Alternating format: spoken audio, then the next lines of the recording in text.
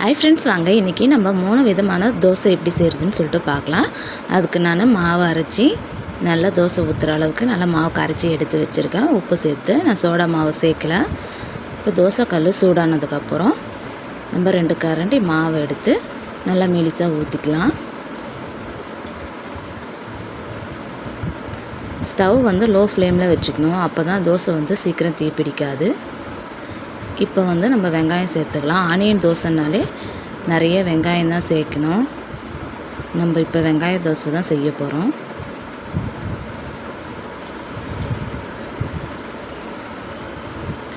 கொஞ்சமாக பச்சை மிளகா, கருவேப்பிலை, புதினா, கொத்தமல்லி சேர்த்துக்கலாம்.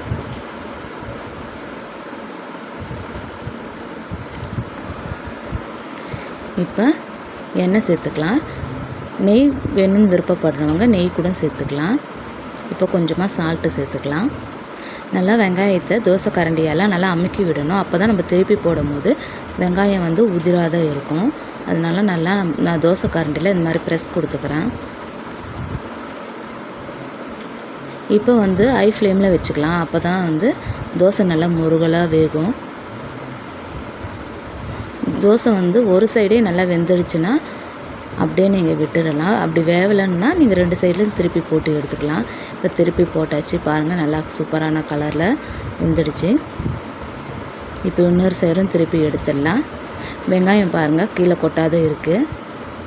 இப்போ ஆனியன் தோசை ரெடி. அடுத்தது நம்ம முட்டை தோசை எப்படி செய்கிறதுன்னு சொல்லிட்டு பார்க்கலாம். அதுக்கு 2 கரண்டி மாவு ஊற்றிக்கலாம். ஸ்டவ் லோ ஃப்ளேமில் வச்சுக்கலாம், இல்லைன்னா தீஞ்சிரும் தோசை.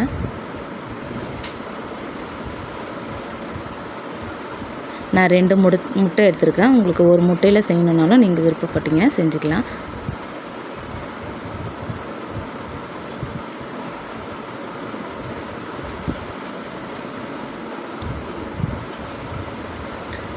கருவேப்பிலை, கொத்தமல்லி, புதினா, வெங்காயம்,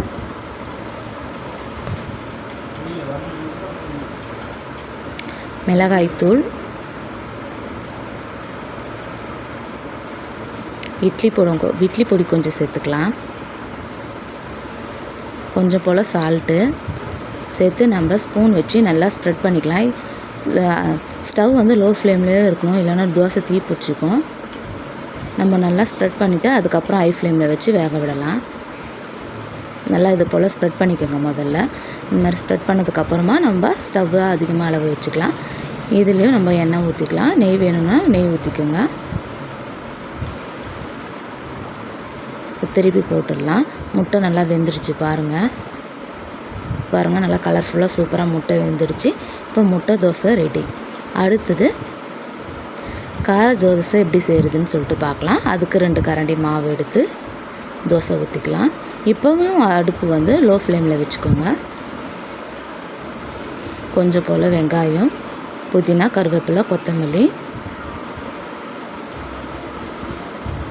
நான் பூண்டு காரத்துவையில் அரைச்சி வச்சுருக்கேன். அதை இதோட சேர்த்துக்கலாம். சேர்த்து நல்லா ஸ்ப்ரெட் பண்ணிக்கிறேன்.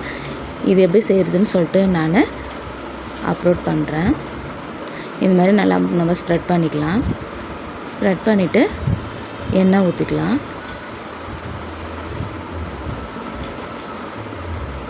இந்த மாதிரி தோசைக்கு நீங்கள் சட்னி எதுவுமே தேவையில்லை. நீங்கள் வெறும் தோசையாகவே அப்படியே சாப்பிட்லாம். நல்லா கலர்ஃபுல்லாக இருக்கும். பசங்களும் பெரியவங்களும் நல்லா விரும்பி சாப்பிடுவாங்க. இந்த மாதிரி செஞ்சு பாருங்கள்.